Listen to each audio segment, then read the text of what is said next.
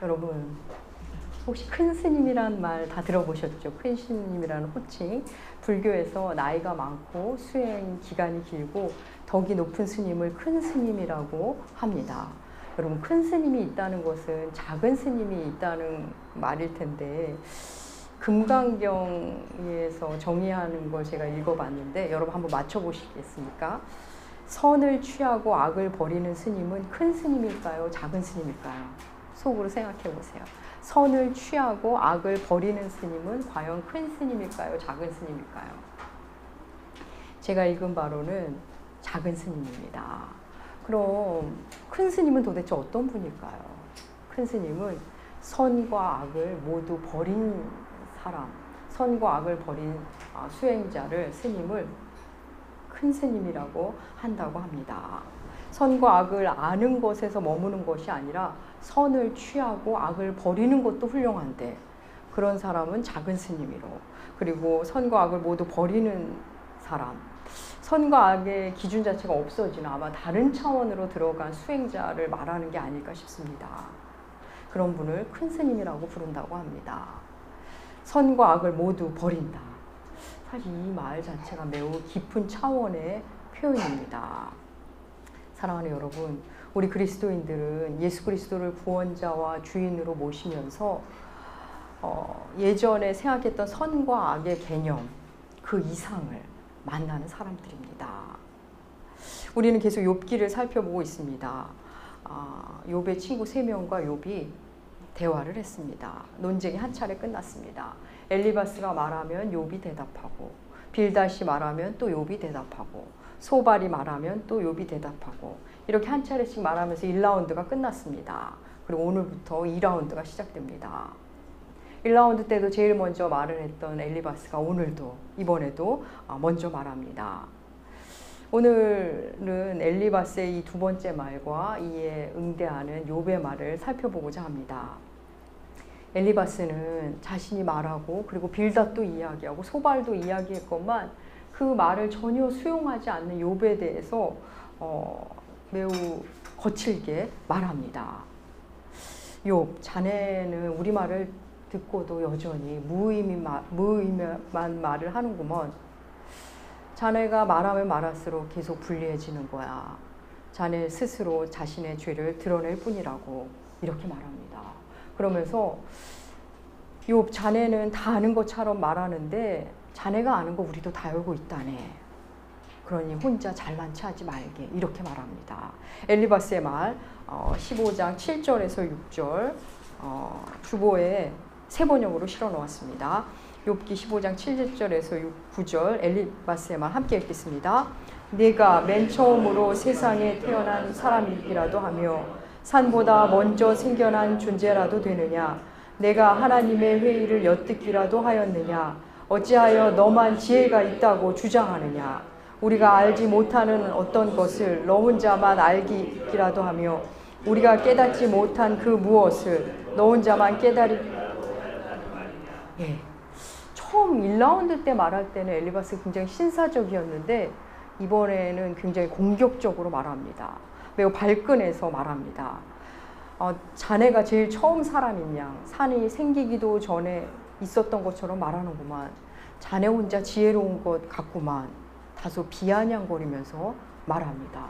그러더니 이어서 급기야는 나이를 들먹입니다. 우리가 만나는 사람 중에는 자네보다 나이 많은 사람이 많다네. 자네 아버지 뻘들도 내 주변에 많아. 이런 얘기를 합니다. 여러분, 대화를 할 때, 어떤 쟁점으로 토론을 할 때 나이를 들먹이면 이미 궁색해진 겁니다. 이미 감정이 앞선 겁니다. 이미 자기 주장의 논리의 한계를 만난 겁니다. 표현은 좀 그렇지만 이미 논리에서 진 겁니다. 대화에서 지금 수세에 몰리고 진 겁니다. 나이도 어린 것이 네가 뭘 안다고, 내 동생 뻘인데, 내 자식 뻘이 되는 녀석이. 물론 맥락상 나이를 이야기할 수도 있는 정황이 있지만 지금 엘리바스는 그런 상황은 아닌 겁니다. 엘리바스는 그렇게 나이를 들먹인 후에 이어서 자기가 지혜자들로부터 들은 이야기라면서 악인들의 고통, 악인들은 마땅히 고난을 받게 된다는 말을 합니다. 이 모든 말은 욥을 빗대어 하는 말입니다. 네가 지금 당하는 고난, 마땅한 고난이라는 겁니다. 모두 너의 교만이 불러낸 고난이라는 겁니다. 네가 하나님을 향해 주먹을 휘두르고 저항했기 때문에 이런 고난을 네가 당하는 거야 라면서 몰아붙입니다.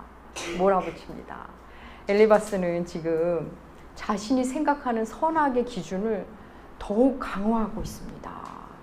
그래서 욥을 향해 선과 악이라는 아주 선명한 두 개의 기준으로 어서 악을 버려, 악을 떠나, 어서 선을 택하라고 매우 공격적으로 신념에 차서 말하고 있는 겁니다. 욥은 엘리바스의 말을 다 듣고 나서 드디어 욥도 말을 합니다. 16장 2절 욥의 말, 주보에도 실어놓았습니다. 함께 읽겠습니다. 이런 말을 내가 많이 들었나니 너희는 다 재난을 주는 위로자들이로구나. 자네들이 하는 말, 그런 말 나도 이미 많이 들었네. 악한 자들이 몰락한다는 말, 권선징악, 인과응보, 나도 많이 들었네.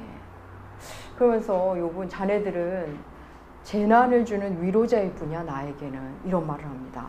재난을 주는 위로자. 여러분, 재난과 위로는 어울리지 않은 말입니다. 이 말 자체가 모순입니다. 위로자는 위로자인데 재난을 준다. 위로자는 재난을 주지 않습니다. 재난은 위로가 될 수 없습니다. 재난을 주는 위로자라는 말은 마치 성실한 도둑, 정직한 사기꾼, 잔인한 친절, 이 정도의 말이 됩니다. 앞뒤가 안 맞는 조합입니다. 자네들이 위로자의 모습을 하고 내게 많은 말을 하지만 나에게는 재난일 뿐이라네. 이렇게 말하는 겁니다. 그러면서도 욥은 그런 말을 하는 엘리바스를 이해한다면서 놀랍게도 이런 말을 합니다. 욥의 말 16장 4절 주보에도 실어놨습니다. 함께 읽겠습니다. 나도 너희처럼 말할 수 있나니 가령 너희 마음이 내 마음 자리에 있다 하자. 나도 그럴듯한 말로 너희를 치며 너희를 향하여 머리를 흔들 수 있으리라. 이 말은 자네들이 만약에 내 입장이 된다면, 자네들이 나처럼 이런 상황이라면 나도 자네들처럼 아마 그런 말을 했을지도 몰라. 이런 말을 합니다. 지난주에 우리가 함께 나눴던 역지사지입니다. 입장 바꿔 생각해보니 자네들이 하는 말들 내가 이해가 되네. 참 대단한 욥인 것은 분명합니다.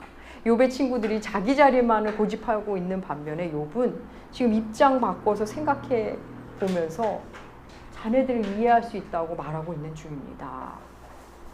여러분, 욥은 지금 친구들과는 전혀 다른 차원으로 들어간 사람입니다. 선악의 기준, 그간의 선악의 기준을 모두 내려놓고 전혀 새로운 차원을 경험하고 있는 중입니다. 욥은 이어서 자기가 경험하는 이 모든 일들이 하나님이 하신 일이라고 7절에서 15절까지 말합니다. 주께서 나를 피로하게 하시고 나의 집을 패망하게 하셨고 나를 시들게 하셨고 나를 악인에게 넘겨주셨고, 그래서 지금 자신은 처참하고 너무 울어서 얼굴이 붉어졌고 눈에는 죽음이 드리워져 있다고 고뇌에 찬 욥의 고통이 절절하게 기록되어 있습니다. 여러분, 욥은 지금 하늘에서 무슨 일이 일어나는지 전혀 모릅니다. 하나님과 사단의 대화를 욥은 전혀 모릅니다. 갑작스럽게 찬 고단 앞에서 다만 하나님이 하신 일이라는 것밖에는 알지를 못합니다. 친구들은 너에게 문제가 있어서 찾아온 고난이야 라고 말하고 있지만 욥은 나에게 문제가 있어서 온 거는 아닌 것 같아. 점점 그 확신에 차서 말하고 있는 겁니다. 여러분, 친구들은 인간의 존재론적인 죄성, 인간이면 갖고 있는 그 죄인됨, 그 얘기를 계속 얘기하면서 욥 너도 예외는 아니야 라고 말하고 있지만 욥은 지금 나에게 일어난 일은 그거와는 다른 성격의 고난인 것 같아. 그거와는 다른 성격의 고난이야 라고 말하고 있습니다. 여러분, 우리는 욥이 잘못해서 고난당한 게 아님을 우리는 압니다. 욥기의 독자들은 모두 압니다. 욥이 잘못을 해서 하나님이 주신 고난이 아니라는 것을 성경을 가진 우린 다 알고 하나님도 알고 사단도 압니다. 그런데 욥이 아닌 다른 타인들은 전혀 모릅니다. 사랑하는 여러분, 우리는 그리스도인들은 모두 욥이 느끼는 이런 자리를 통과하게 됩니다. 내 잘못으로 생긴 것이 아닌 고난, 내 잘못으로 일어나지 않은 어려움, 그 앞에 선다는 겁니다. 여러분, 신앙은 학문이 아닙니다. 사상도 철학도 아닙니다. 삶의 자리에서 예수를 만나고 바로 일상의 자리에서 예수를 닮아가는 것이 우리의 신앙입니다. 사랑하는 여러분, 고통 없는 인생은 없습니다.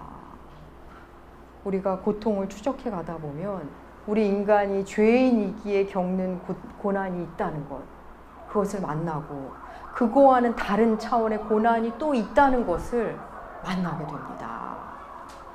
여러분, 우리 교회는 선에 대한 인식의 과정, 인식이 어떻게 성장하는지, 선악에 대한 인식의 과정을 수차례 나눴습니다. 어린아이들은 자기에게 잘해주는 사람이 선입니다. 자기에게 잘해주는 사람, 사탕을 주는 사람이 선한 사람입니다. 그가 사기꾼이든 뭐 나쁜 일을 한 사람이든 상관이 없습니다. 그냥 나한테만 잘해주면 그는 선입니다. 그걸 이어서 청소년이 되면 우리 편이 선입니다. 좀 부족해도 그냥 우리 학교가, 그냥 내 친구가 좋은 겁니다. 그냥 우리 편이 좋은 편입니다. 깡패 집단이어도 우리 편이 좋은 편이고 선이 됩니다. 그 다음이 또 성장하면 인류 보편의 선의 개념을 갖습니다. 윤리적, 도덕적 개념의 선을 갖게 됩니다. 그것으로 선악을 가르게 됩니다. 평범하고 건강한 가치관의 어른들은 이 도덕적 선, 윤리적 선의 개념을 갖습니다. 그러면서 대부분의 사람들은 그 어린아이가 갖는 선의 개념, 혹은 청소년이 갖는 선의 개념을 거기서부터는 내가 그것을 넘어왔고 그것은 뛰어넘었다고 생각합니다. 최소한 나는 나한테 잘해준다고 선이라고 생각하지 않아. 나쁜 놈은 나쁜 놈이야. 나쁜 짓 했으면 나쁜 사람이지 뭐 나한테 좀 친절하다고 그게 무슨 선이야. 우리는 다 이렇게 생각한다고 생각합니다. 그런데 여러분, 놀랍게도 우리는 하나님에 대하여 유아기적 선의 잣대를 갖고 있다는 거 아십니까?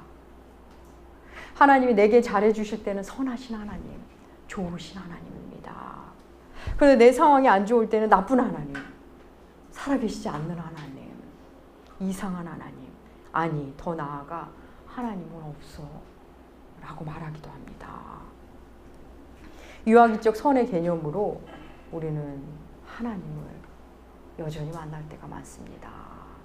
하나님을 그렇게 만나는 사람은 놀랍게 여전히 사람도 그 기준으로 만납니다.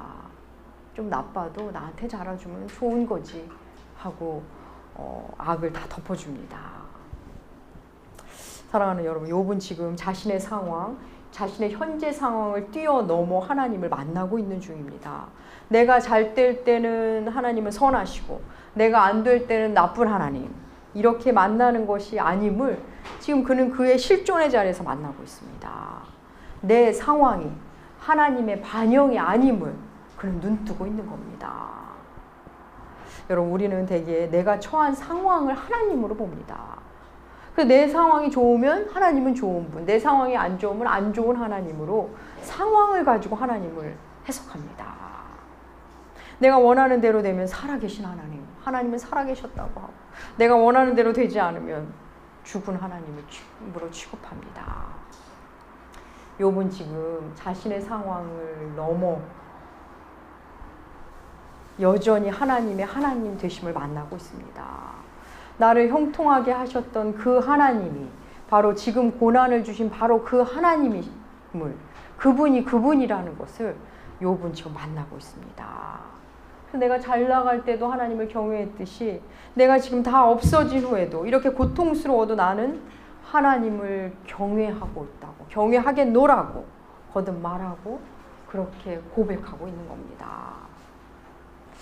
욥에게 있어서 선악의 기준 자체가 지금 하나님 앞에서 없어지고 있는 겁니다. 우리 교회 이제 새로운 양육을 하지 않습니까? 하신 분들도 있으신데 그 새로운 양육 과정에서 한 자매가 저에게 물었습니다. 목사님, 선악을 알게 하는 나무를 먹기 전에 에덴에 선악의 개념이 있었을까요? 너무 좋은 질문입니다. 여러분 한번 생각해 보실래요? 우리가 선악을 알게 하는 나무의 실과를 먹기 전인 그 에덴 동산에 과연 선의 개념, 악의 개념이 있었을까요? 예, 아마도 없었을 겁니다. 선의 개념은 악이라는 상대 개념과 함께 존재합니다. 낮은 밤을 전제하듯이, 남자는 여자를 전제하듯이, 삶은 죽음을 전제하듯이 악이 없이는 선을 얘기할 수가 없습니다.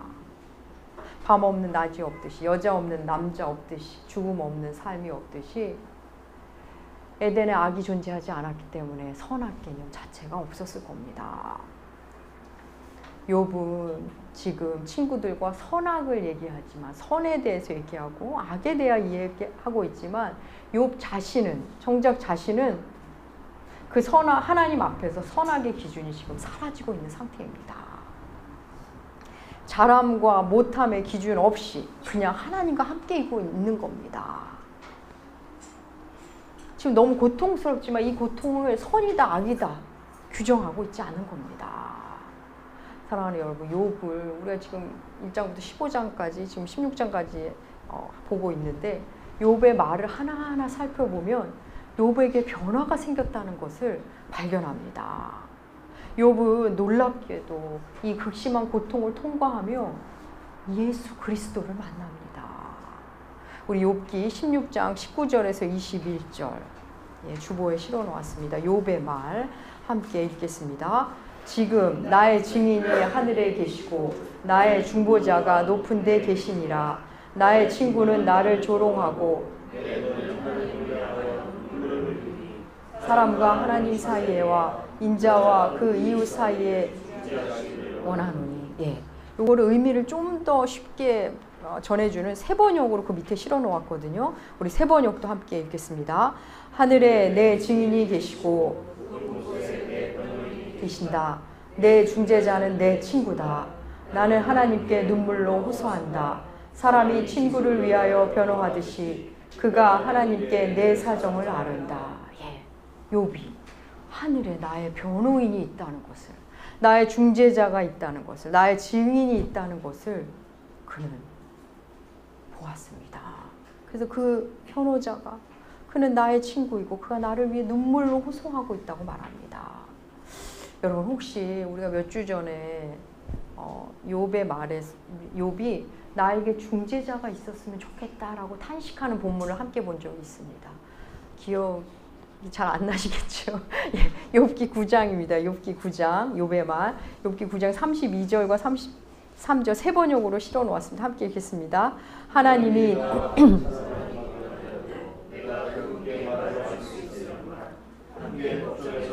이 논쟁을 끝낼 수 있으련만 우리 둘 사이를 중재할 사람이 없고 하나님과 나 사이를 판결해 주리가 없구나.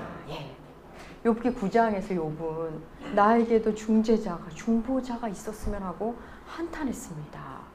근데 그는 이제 자신에게 중보자가 있다는 것을 그는 알았습니다. 그 중재자가 나를 위해 하나님께 호소한다는 것, 눈물로 나를 위해 내 사정을 아른다는 것을 그는 알았습니다. 그는 예수 그리스도를 본 것입니다. 여러분, 성경을 갖고 있는 우리는 욥의 이 말, 이 의미를 이미 다 알고 있습니다. 나를 위해 기도하시는 하나님, 성령 하나님을 다 압니다.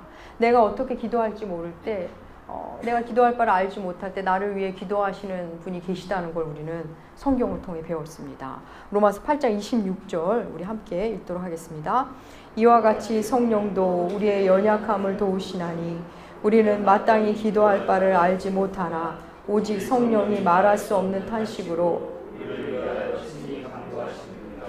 성령께서 말할 수 없는 탄식으로 나를 위해 기도하신다는 것 여러분 다 들으셨을 겁니다.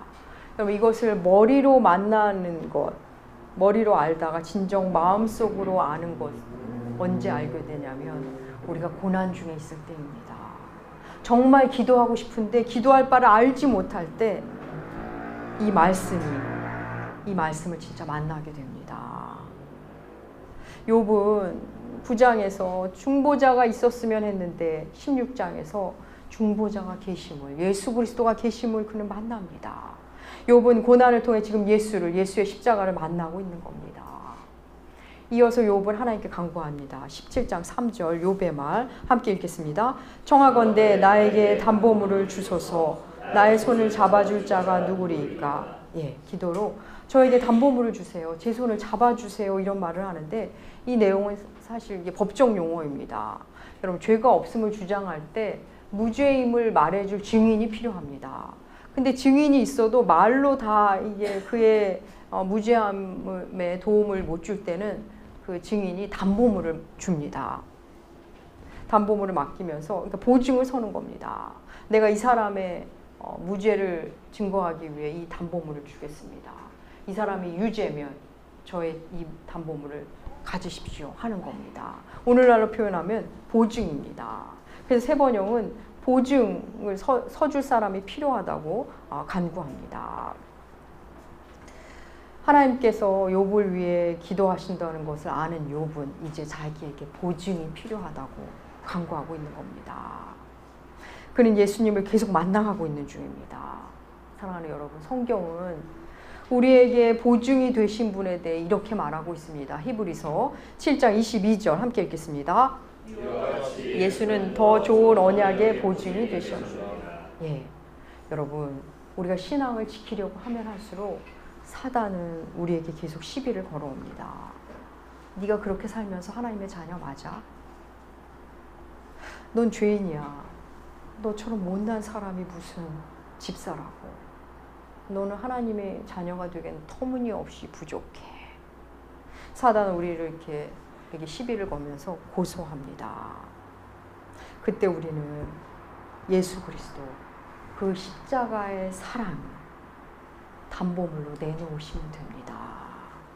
예수가 친히 우리의 보증이 되시는 겁니다. 그래서 예수께서 친히 우리를 공격해오는 악의 세력에게 말씀하십니다. 이 사람의 죄값은 내가 다 치렀다. 이 사람은 내 피값으로 산 사람이다. 이 사람은 무죄다. 예수께서 친히 십자가로 보증하십니다. 그렇습니다. 여러분, 우리가 하나님의 심판대 앞에 서는 날이 다 오게 됩니다.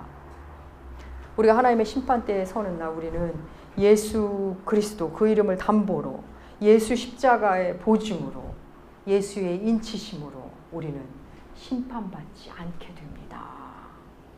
사랑하는 여러분, 상황에 따라 일희일비하는 신앙, 좀 잘 되면 천국을 살고 좀 안 되면 지옥을 가고 좀 잘 되면 혼자 은혜 다 받은 양 말하고 좀 힘들면 하나님 왜 내게 이러시냐며 하나님은 도대체 어디 계시냐며 낙심하는 신앙, 상황에 따라 일희일비하는 신앙, 그 신앙이 어떻게 하면 묵직한 신앙, 흔들리지 않는 신앙, 요동치 않는 신앙이 될까요? 자신에게 온 고난의 시간을 말씀을 안고 통과해 본 자는 흔들리지 않는 신앙을 갖게 됩니다. 사랑하는 여러분, 그리스도인의 모든 고난은 예수를 더 깊이 만나가는 여정입니다. 고난이 왔는데 그 안에서 예수를 만나지 못하면 그냥 생고생만 하는 겁니다. 그냥 사람만 더 드세집니다. 그렇지만 고난을 통과하며 예수를 만나면, 말씀을 만나면 그간 생각해온 선악의 개념이 무너집니다. 그래서 그냥 하루하루 주의 인도하신 가운데 그냥 사는 게 가장 좋은 삶임을 알게 됩니다. 그래서 하나님의 의를 의지하며 주어진 삶을 하루하루 성실히 사는 것, 그게 그저 그리스도인이구나를 만나게 됩니다. 사랑하는 여러분, 우리는 때로 우리의 삶이 부끄러워, 우리의 존재가 부끄러워 하나님 앞에 얼굴을 들지 못할 때가 있지만 하나님은 우리의 행위의 선과 악의 기준을 십자가로 모두 무너뜨린 채 우리를 품어주시는 분이십니다.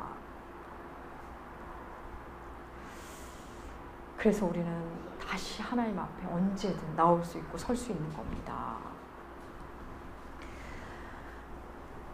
그럼 우리는 하나님 안에서 선과 악의 기준 자체를 무너뜨리면서 우리를 받아주시는 하나님을 만나면서 우리 역시 선악의 기준 자체가 무너지기 시작합니다. 여러분 이미 많이 경험하셨을 겁니다. 아무리 좋아 보여도 그 안에 악이 있다는 것을, 또 아무리 악해 보여도 그 안에 또 선이 숨어 있다는 것을, 모든 것을 가졌으면서도 못 가진 그 하나 때문에 삶을 중단하는 어떤 이가 있는가 하면, 가진 것이 하나도 없으면서도 그저 먹고 입는 것을 가졌다는 것 하나만으로 족하다며 감사하러 사는 이가 있습니다. 산의 진미 앞에서 먹을 것이 없다고 투덜거리는 자가 있는가 하면 그저 굶지 않으니 얼마나 기쁘냐며 감사로 사는 이가 있습니다. 여러분, 이것을 어떻게 선악의 구조로 설명할 수 있겠습니까? 사랑하는 여러분, 아무리 안 좋은 것 같아도 그 안에서 예수를 만나면 그게 선입니다. 아무리 좋은 일, 대단한 일이 일어난 것 같아도 예수와 멀어지면 그게 악입니다. 욥의 고난은 예수를 만나가는 여정입니다. 고난 가운데서 그는 예수 그리스도를 만납니다. 그래서 이 땅의 삶과는 다른 차원의 선악 구도를 갖기 시작합니다. 악을 버리고 선을 취하는 작은 스님의 삶도 훌륭하고, 선악을 모두 버리는 큰 스님의 삶도 모두 훌륭합니다. 큰 스님이든 작은 스님이든 그 모든 것을 포용하고 사는 그리스도인의 삶은 그 이상의 삶인 것입니다. 사랑하는 여러분, 예수 그리스도 그분은 오늘도 지금도 여러분을 위해 말할 수 없는 탄식으로 기도하십니다. 오늘도 여러분의 보증이 되십니다. 이틀 후면 예수의 나심을 기뻐하며 기념하는 성탄절입니다. 아기로, 사람으로, 아기로 이 땅에 오신, 우리와 같은 모습으로 오셔서 우리와 같은 인간의 삶을 사시고 십자가를 지신 예수 그리스도, 그분은 지금도 여전히 우리를 사랑하시고 우리를 위해 간구하십니다. 끝으로 예수께서 우리를 위해, 여러분 각 사람을 위해 간구하고 계심을 성경 말씀을 확인함으로 말씀을 마치도록 하겠습니다. 히브리서 7장 25절 말씀 함께 읽음으로 말씀 마무리하겠습니다. 함께 읽겠습니다. 그러므로 자기를 힘입어 하나님께 나아가는 자들을 온전히 구원하실 수 있으니 이는 그가 항상 살아계셔서 그들을 위하여 간구하심이라. 아멘. 기도하겠습니다. 하나님 아버지, 지금 이 순간도 살아계셔서 지금 고개 숙인 우리 각 사람을 위해 간구하시는 우리 주님, 그간 가지고 있던 우리의 선악 개념이 얼마나 때로는 유치하고 때로는 얼마나 이기적이었는지요. 말씀 안에서 십자가를 통과하며 선을, 악을 다시 정립하고 만나게 하여 주시옵소서. 모든 것에 선이 있고 모든 것에 악이 있음을, 예수가 계신 현장에는 예수가 모든 것의 기준이 됨을 우리로 알게 하시고, 우리 삶의 새로운 기준으로 예수를, 십자가를, 사랑을 삼게 하여 주시옵소서. 감사드리며 존귀하신 예수님의 이름으로 기도합니다. 아멘.